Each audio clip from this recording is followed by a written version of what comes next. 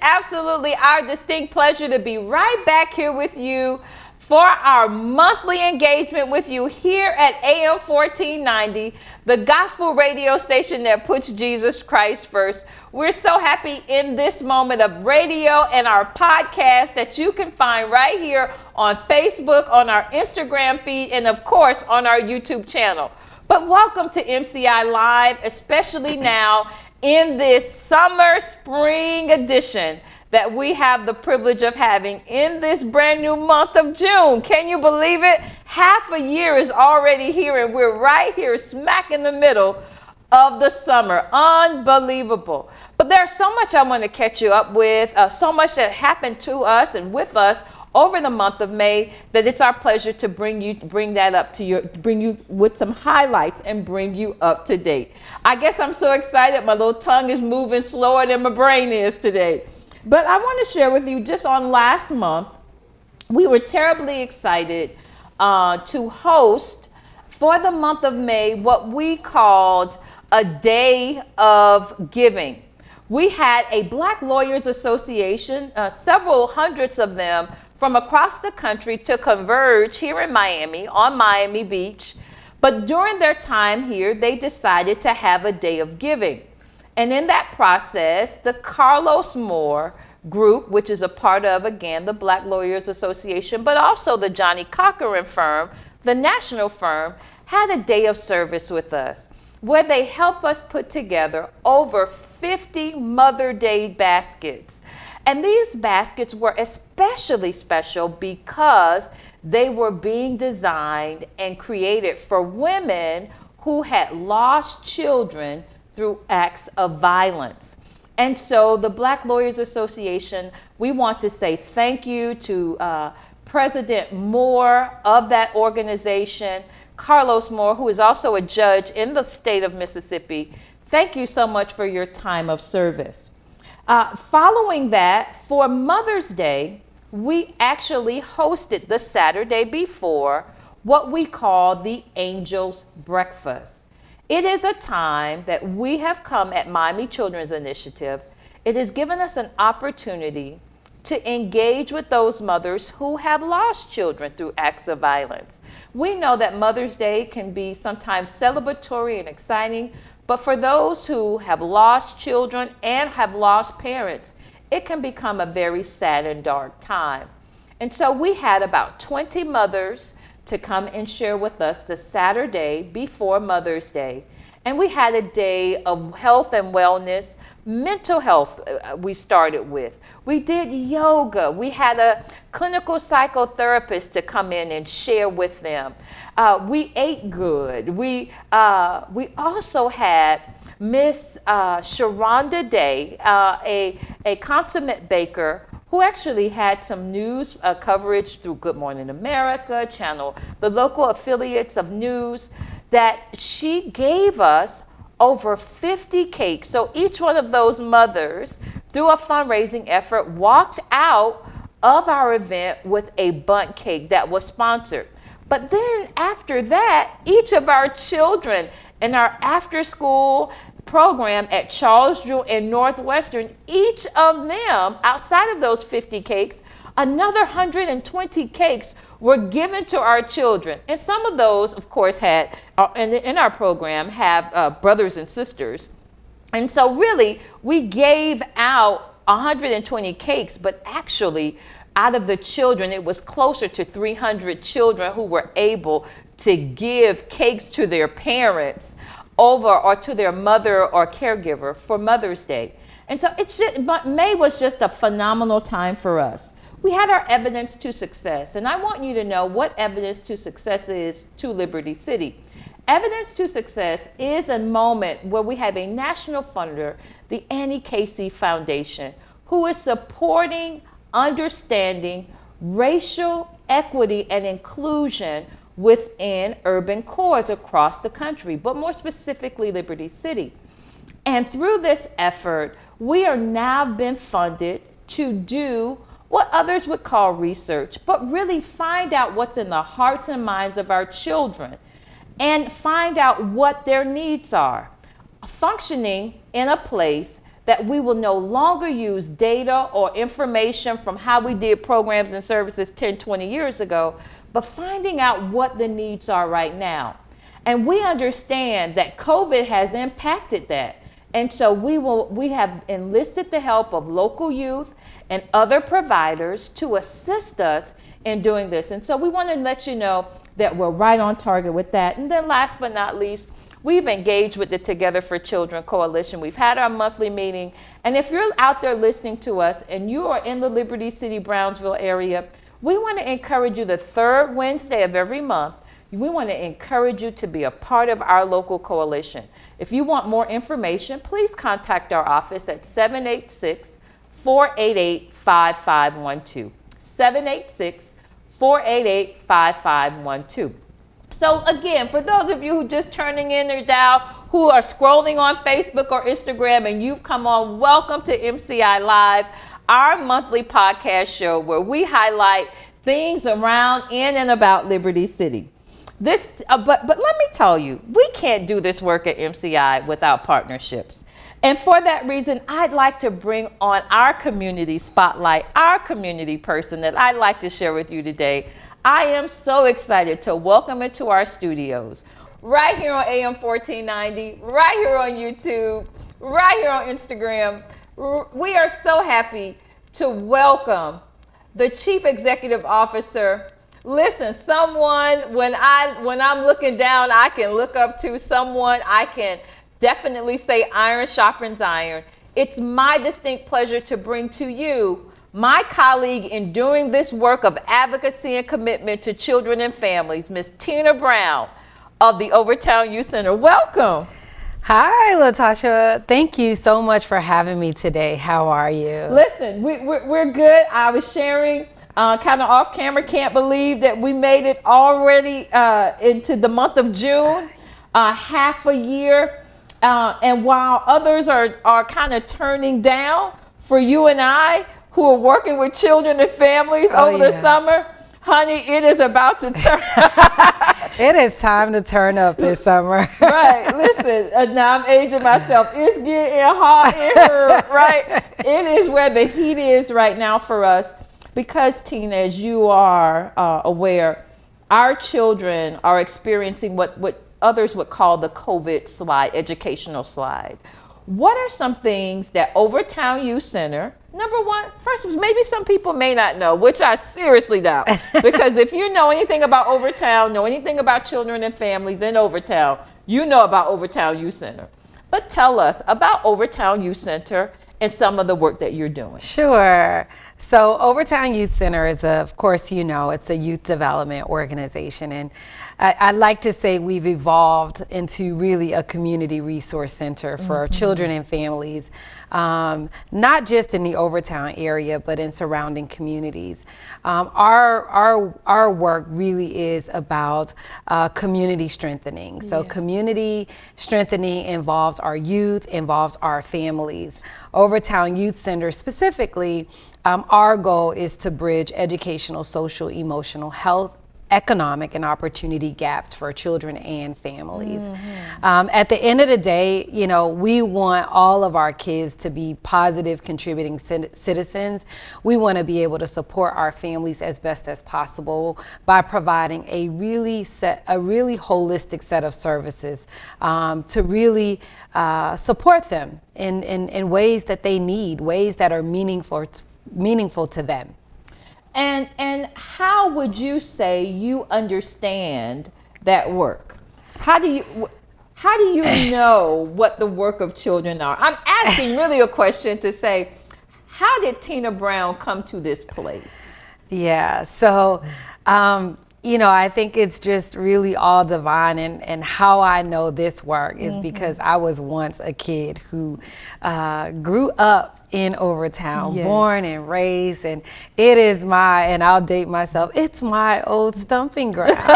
And so I know the community very well. And, I had an opportunity to go away to college and major in accounting, and never thought in a million years that I would be back in my old community running a nonprofit organization.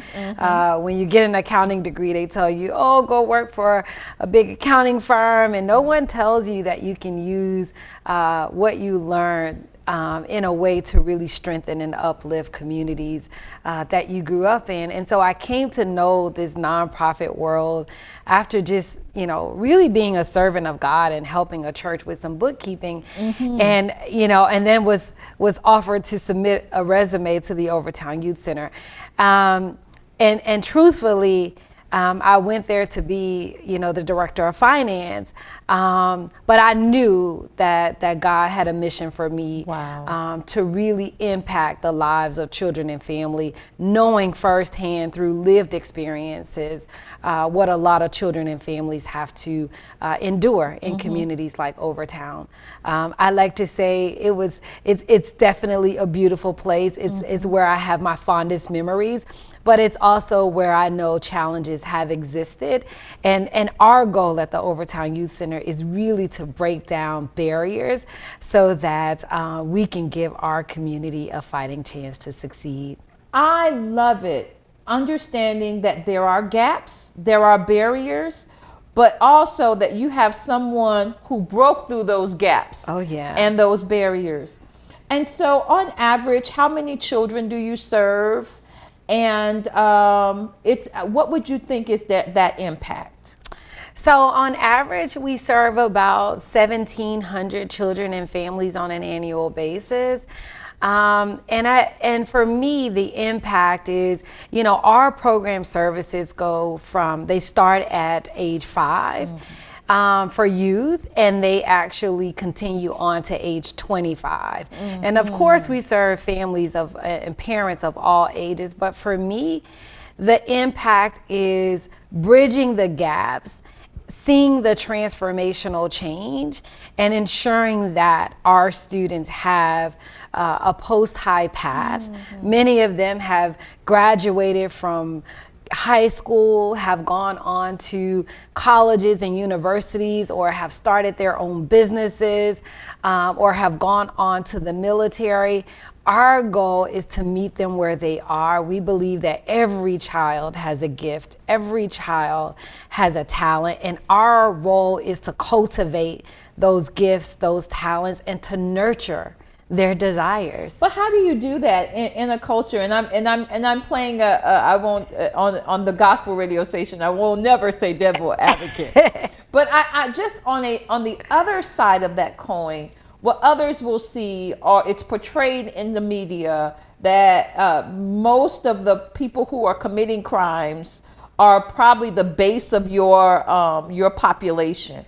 How is it that you can find hope that they can be changed, or that there is hope in them? Listen, the media is always going to portray, or sometimes portray, I shouldn't say always, things that are contrary to really what you find in communities like Overtown. Of course, in every community, there's good and there's bad. And for us, it really is, our work really is connecting to children, building relationships where children feel that they are held accountable. Children feel that there are people that truly care about them and care about their future. And so it's not hard to do. And I think that when you get the right team who understand our community, can relate to our community, it's easy. It's easy to connect to a child who was a Tina Brown, right? Right. Somebody who didn't know a whole lot about anything, who wasn't sure what life had to offer. But when you find or you connect to that young Tina Brown, it's easy to say, you know what? I got you, like whatever you need, like I see the potential in you. I want to help you however I can academically. What's going on, right? And what do you need, right? And I see those leadership potential in our students all the time. And it's really just cultivating that and just being authentically agents of change in this work. And I think, you know, for these kids who graduate school and who go on to do great things, I think it's just a matter of, you know, just connecting to people who really care, right?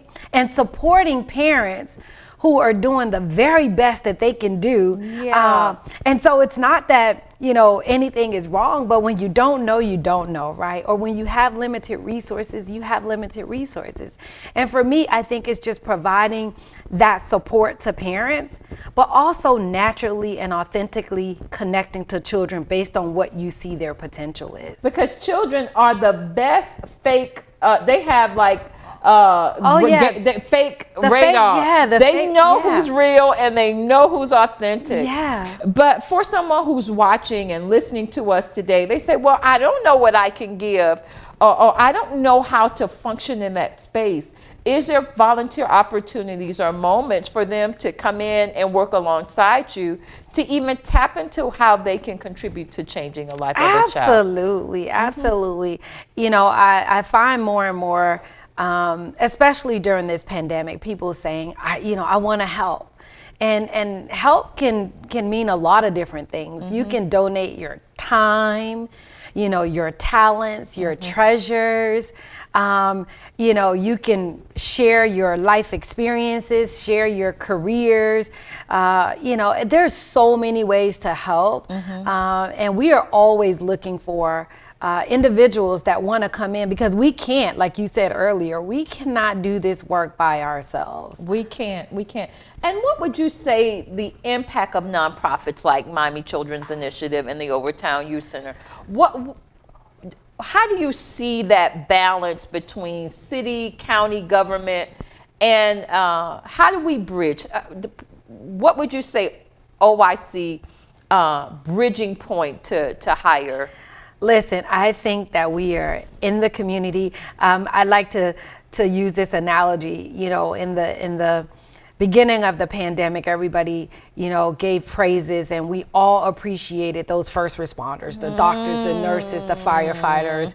And I say nonprofits are the first responders in our community, right? Yes. So, you know, when things are happening, you know, when there is a gap, educational, social, emotional, our community run to nonprofits like Overtown Youth Center and MCI. Yes. They're looking for support from people like us, people like me and you who grew up in Overtown and Liberty City, and we know the community, right? Right. And we know all the people, and we're riding down the street and we're honking our horn. So we're not foreign to these communities. And people are able to naturally connect to us as people who grew up in the neighborhood, people who look like them, people who talk like them, people who can joke like them, people who can dance like them.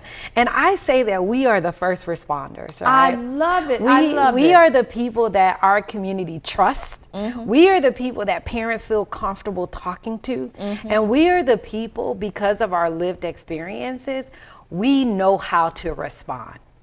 Last but not least, as we wrap up in these last few minutes, I know that the Overtown Youth Center is supported through the Morning Foundation. Yeah. Talk to us about that connection and how that has played into your success. Oh yeah. So of course, none of this would be possible without, you know, our co-founder Alonzo Mourning and Tracy Wilson Mourning. You know, Alonzo came to this town over 20 years ago and was solicited by a local real estate developer, Marty Margulies, who built our first facility. And Alonzo said, if this is going to be my home, you know, I want to ensure that where I was actually playing a couple blocks away from where the Overtown Youth Center is located. Because that was the Miami Arena. Oh yeah, the old Miami Arena. I want to make sure kids a couple blocks away have the resources that they need, and they get the exposure that many kids in urban communities don't get. And so Alonzo is not just a name and a face to our organization and a co-founder. He is on the ground running right beside me, right? I call him my boss. He calls me his boss. But we work together. And Alonzo, he walks the walk and he talks the talk. Wonderful. He goes out there and he raises awareness about our community, the gaps in our community, and we just tag team it. And he brings a lot of support to the organization. You'll catch him at our food distribution drives, passing out food himself. Every Monday, Wednesday, Friday. So he's boots on the ground, right? And he believes in the ability to transform lives through inspiration, empowerment, enrichment, and exposure. Well, Tina, we're happy for their support, but I do want to end this segment by sharing that the Miami Times in the month of April recognized what they called trailblazing women in the area of nonprofit. And at the headline was a picture of you, and I applaud you in the front of a major construction site. Yeah. And so not only are you managing the lives of those who you have the beautiful privilege of having purview over, but you're managing a major construction project smack dab in the heart of Overtown. Yeah. What is happening there? And when are we expected to see what's happening over there? Yeah. So this role, it has me in a lot of different directions, but I think that God has prepared me for a lot of it. Project manager. Oh my Let's not talk God. about mom, wife, all of that. Oh yeah, I'm going in a lot of different directions, but I am most proud of this project. We launched this capital campaign back in 2017, and our goal was to build a state-of-the-art facility that children and families deserve. It's not Alonzo Center, it's not my center, it is the center for the Overtown children and families, and so many other communities will have the opportunity to take advantage of this facility. It will be a 56,000 square foot facility. Whoa. 14 classroom spaces, an art studio, a music studio, a dance studio, a gymnasium, a technology center, empowerment training centers. It's just going to be phenomenal. Amazing. And the most beautiful thing about this facility is that it is for the community, but this construction of this building will allow us to serve so many more children, so many more families. And we're excited for a grand opening, hopefully in March of 2022. So. Listen, COVID has taught us to roll with life. We got to roll with the punches. And so we set a goal, but we don't, that's exciting. We're talking a less than a year now from now, we will be looking at a grand opening. Tina Brown, listen, my sister from another mister, I love you. I'm saying it all on the radio, on the WW internet. I love you. I appreciate you for who you are. You are truly a value add to my life. I know that you're a value add to the community, but most certainly to those children and families in Overtown. Thank you so much. We'll be right back after a few messages that you will hear to just talk with one of our brand new chiefs in the community. Thank you for joining us, and we'll be right back. Hi and welcome. I'm so glad that you joined us again for this segment of live MCI right here on AM 1490 Gospel Radio Station, the station that puts Jesus Christ first. We are always so excited and over the top about a chance to address you, our community, to be able to give you real, relevant, real information that keeps you abreast of what's happening in and about Liberty City. I am terribly excited because we have one of the newest additions to our community. You know, we've remained true. We've tried to remain relevant in how we do this work. And we know as we are mourning yet celebrating the life of George Floyd. Just last week, we know was the 1 year anniversary of, unfortunately, his demise and death. But we are on the heels of celebration as a community and as a global community, because we can celebrate the fact that it appears that justice has come finally come to a community who's often felt left out, felt like the least, and sometimes even the lost as it related to those who advocated on their behalf. But as we have new voices, we have the pleasure of bringing to your front today here on this radio station and even live on Facebook Live, right here on YouTube, as well as our Instagram post. We have Chief Acevedo. Now listen, that tongue didn't roll right, did it? It didn't roll right. It's all good. It's all good. That's my city country roll. That's that Alabama, Miami country girl. So correct me, please. Share with us. Oh, you can just call me Art. Just call you Call Art. me Art, But yeah. Art, let's say it right, please. Just Acevedo. Acevedo. I gotta put my Acevedo. Acevedo. Like dos. Let me The Holy shake my Spirit. The Holy Spirit's alive here. let me shake my shoulders on that. But yes, we are happy to have you here now, the chief of the City of Miami Police Department. I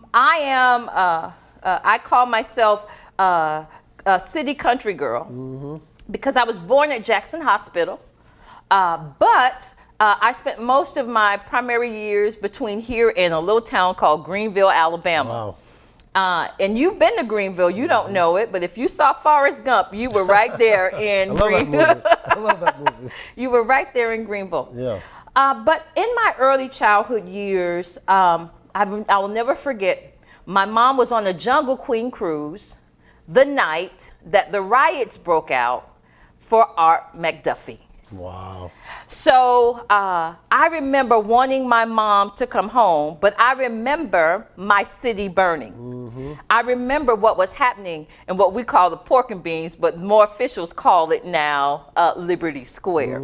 I was here when all of the brand new bubble cars were purchased and was a high school senior at Miami Northwestern when the Lozano trial and verdict was being heard.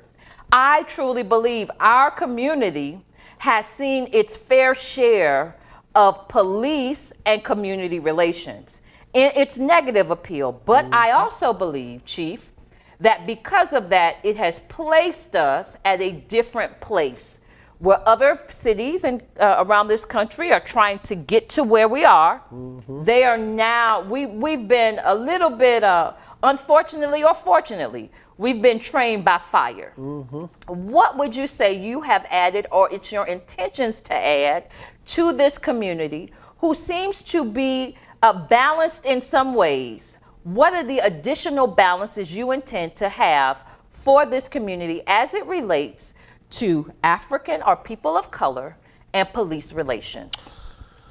Wow. Well, thank you. That was a great statement. I think that what I have to offer is a person that has never forgotten the roads that he has traveled himself. One of the things I can't stand is people that they arrive, but then they forget their path. They forget their journey. I've lived, in discrimination. I've lived racism. I'm a whistleblower. So I think what I bring to this city is a leader that has had a rough journey and is informed by that journey.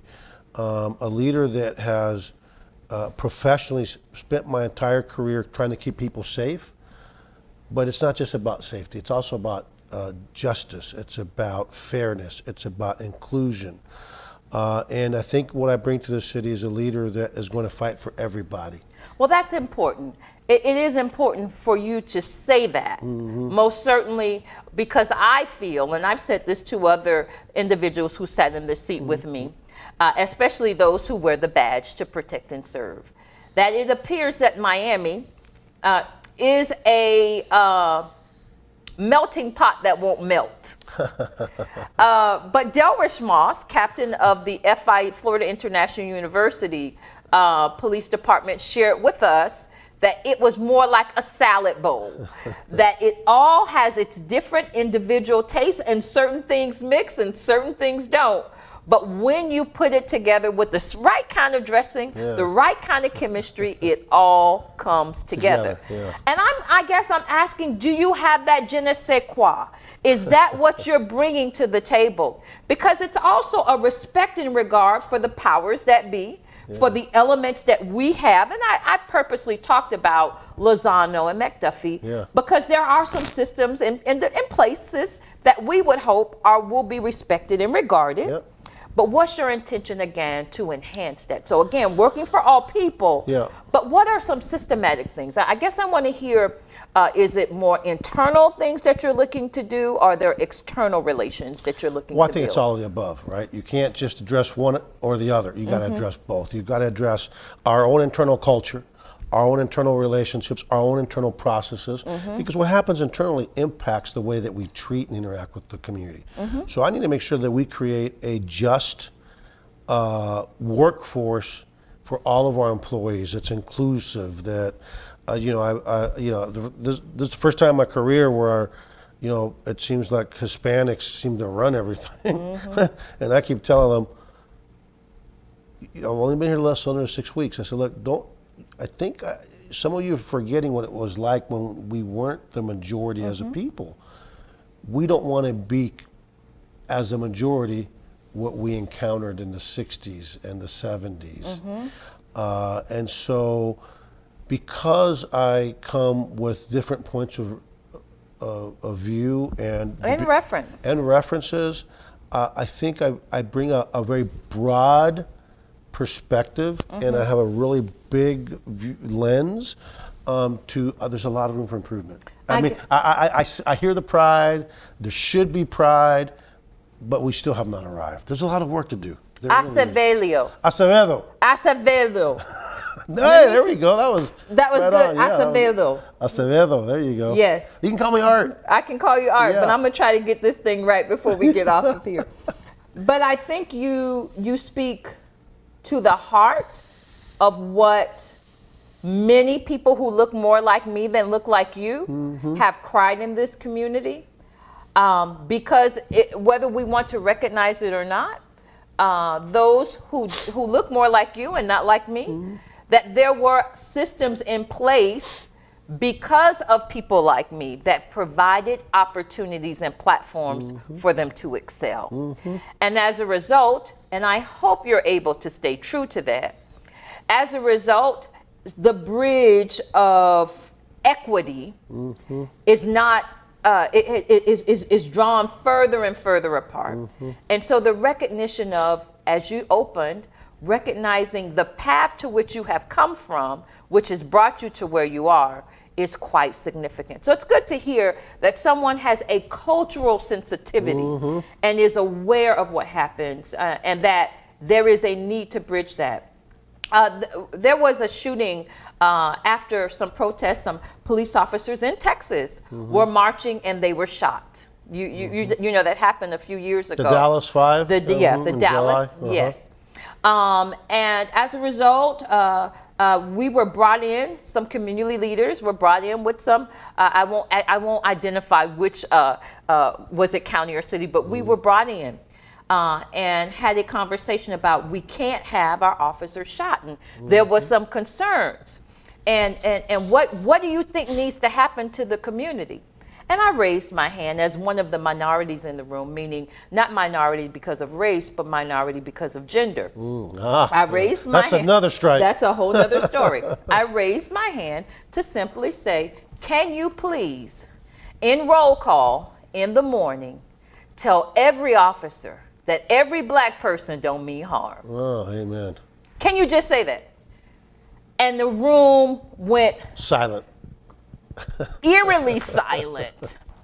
And at least the chief said, how do I say that? I say just the way I said it. And I want to know, do you have that? Are you willing to have that kind of voice to say that all black people aren't criminals, but most certainly say to all black to your black force that all others are not criminals as Right, well. exactly. That everyone has equity in giving them. How do you balance that in 6 weeks? Because all kind of eyes are on you, who you are, they smoking you over, and then you're trying to come in and change a culture. Oh Lord, good luck. Yeah. Cops hate change, you know that. Look, first of all, thanks to the internet, there's a lot of information. I always have something to say. This is a Christian audience, and God, you know, Mayor Suarez came looking for me. I think he's the #1 cheerleader for Miami. All right. Francis and Art Noriega, but God opened this door for me, and I believe Understood. that with the deepest, with every cell of my body. Every fiber, the good yeah. Lord put me here for a reason.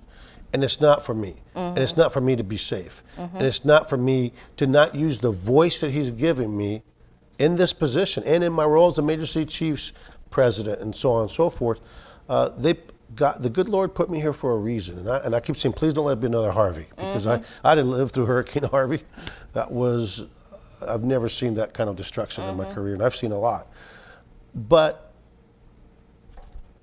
before Black Lives Matter became popular for a lot of politicians to say Black Lives Matter, you can find, I was one of the first police chiefs to talk about Black Lives Matter. I invited Black Lives Matter after we had a bad officer-involved shooting into my headquarters to have a press conference to try to temper the temperature down. And then my police union, it was led by a white guy. You know, I mean, first of all, I was the first Hispanic chief in the history there in Houston and in Austin. And this one was in Austin with the Black Lives Matter. They stormed out from the press conference. We had killed a young man named David Joseph Jr., 17-year-old African-American kid, totally naked, in broad daylight, unarmed. So he was having a mental health episode. Well, I mean, that's a clue. I mean, you figured it out. Yes. My officer, who, at the time, gets out with his gun in his hand. So he has nowhere to store a weapon. No, that's called. Boy, I'm going to hire you as a police academy. You're already passing. Well, he limited his force options. David Joseph immediately gets up, starts running right at him. When he gets to about 10 feet, boom, boom, double tap like it's a rabid dog. I'm sorry, that's God, that's a child of God, and I fired him without hesitation, because you don't get to just shoot somebody because you're scared and the fear is unreasonable. Now let's change the scenario. David Joseph Jr. closes the gap, engages the officer. They're in a fight for their life. But this is another shooting that really happened too, where he rips that mic cord off, starts choking the officer out. The officer's about to pass out, then he shoots. That's a different story. You see, the media plays us, right? They play to our fears, because in that second scenario, the media would say, in today's news, the Austin Police Department killed and shot and killed an unarmed person of color. Well, first of all, there's always a gun in play. It's the officer's gun, instead of telling you the actual facts. But the truth of the matter is, they stormed out because I had the audacity to bring in Black Lives Matter. You know, I got news for folks. The best indicator of future performance and what I'm going to bring is what I've already done.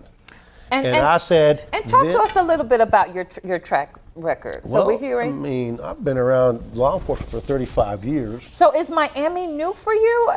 This is, you know, I mean, it's Miami, right? So my parents and I were Cuban refugees. We got here in 1968 on 12/26/68 in the Freedom Flights. Okay.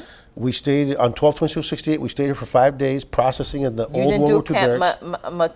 Metacombe. No, you have to do any of those. They had those old World War II Army barracks at the airport. Uh-huh. That's what they used to process the Freedom Flights. We stayed for 5 days. My dad said, I want you all to learn to be American and to learn about other cultures. If we stay in Miami, you're not going to assimilate. I thought that was I really believe if my dad had not done that, I might not be here today. Okay. Having that, because my mindset's very different than some of the people who've never left. I say they've never left the island. Okay. Is the term I use, because they're stuck in the 60s. Okay. In the way they think. I've been blessed to grow up, live, and work with people from all kinds of cultures. I've been a champion for diversity. I've been a champion for police reform. And diversity includes gender diversity. Yes, it does. I mean, Yes, it does. I've been a champion for the LGBTQ community. So that's inclusion. Because I have been the minority. I remember as a little boy trying to ask for French fries at McDonald's. And I didn't know French fries were called French fries. So I'm sitting there, may I have potatoes, please? Yes. They didn't have hash browns back then. Yes. There's only one thing made out of a potato. Was a French fry. French fries. And the lady in the white shirt, which she's a manager. Yes. I connected these dots later. Excuse me? May I have potatoes, please? Yes. Excuse me? After about a minute of just toying with this little boy, she said, you mean French fries? And I was precocious. I remember thinking to myself, okay, French fries, but It's the potato. it's a potato. It's made from a potato. You can't figure that out, you know? Or being the little boy at Norwood Elementary School in the 5th grade where Mr. Lexington tells all the kids that Arturo is Cuban and all Cubans are communist. How do you think that went over? So we've lived those Yes. things. I can go down the line. I was a whistleblower. One of the best cops I ever worked with, African American, John Maddox. This guy, I like to say, he worked as hard his last day as he did on his first day. It's not one of those where they worked hard for the first 5 years and then they figured it out. They figured it out. No, this man got the Medal of Valor the year before his 60th birthday. Wow. When his two elderly neighbors, he still lived in the neighborhood, right? Where they're in Baldwin Hills, it's predominantly African American community. And he got in a shootout with two guys that were jacking these two little old ladies. And he wanted to stay beyond the age of 60 because he didn't want to retire. He was still a worker. Yeah. And felt healthy, felt good. They forced him to retire. Yeah, and that's another level of discrimination, age discrimination. On the 2130 of the government code, because it's peace officers that you were allowed to do that, but you were required to do that. Got it. So he gets forced to retire in 2003, and unbeknownst to me, a few months later, I'm at our communications center, which is our dispatch center, which is predominantly African American workers and mostly ladies. And I'm an assistant chief. I go in there and they say, hey, how is it these 5 union guys, 5 white guys, are being allowed to stay beyond the age of 60 so they can get a pay raise and it will be built into their retirement for the rest of their lives? I go, what are you talking about? Yes, sir, Chief. The department's allowed them. I said, they can't do that. John Maddox tried. On the 2130 of the government code in California, he was forced to retire. So to make a long story short, yes, I took that, I blew the whistle on that, and my life was turned upside down because what's right is right, and you're going to get somebody here that you may not agree with all the time, but I challenge people to question my heart. Got it. Well, listen, I hope that this gives us a peek into who we have behind the badge, or who's sitting at the top of the helm. And so, are there any last words or any comments for this radio audience to better understand who we have? I'd love to invite you back so that we can have another moment. I'd love to. But know that this community is looking for transparency. Yeah. We're looking for integrity. Amen. And we're looking for commitment. And we're looking for someone to have, as what you've expressed, a level of cultural sensitivity. And so if there are issues or concerns that maybe some of the citizens and residents of this community would have, what would be the chain that you are establishing for them to establish or share information, or if they want to build relationships? Well, first of all, if they need anything, they can write me directly at art.acevedo, A-C-E, V as in Victor, E-D-O, at Miami-police.org. Okay. And any concerns, any suggestions, let me know. That comes directly to me. You can see it on my iPhone. I'm always looking at my emails, and we will address it. Secondly, this is a Christian audience, the people of faith. What we're fighting as a nation is not just in the flesh. This is in the spirit. This is spiritual warfare that we're living through in these trying times. And I would ask them to keep praying for our leaders, praying for our police officers, praying for our children, our communities. We've got to lift this nation up in prayer. And lastly, when we get it wrong, call us on the carpet. But we also need to let us know when we're doing it right. I think most people would agree that most police officers are good, decent, professional people. They need to be lifted up. So let's lift up the good, let's hold the bad accountable, but let's not give up on each other, because we are radically interdependent on each other's, as that's the way God, we're all the children of God, and we need each other. Let's not give up on each other, and let's work together to move this community forward. Well, thank you very much for being here. I do hope, again, as you've noticed, that there is a little bit of a power base even within your own police culture, that you would look to have at least more recruitment for people of color. Yep. Maybe to potentially police their own communities, Yep. so that then there is their established level of community relations and trust. All right, thank you, AM 1490. This has been our special segment with our chief, our new chief for the city of Miami. We're so glad to have had you. Thank you, and have a great rest of your day.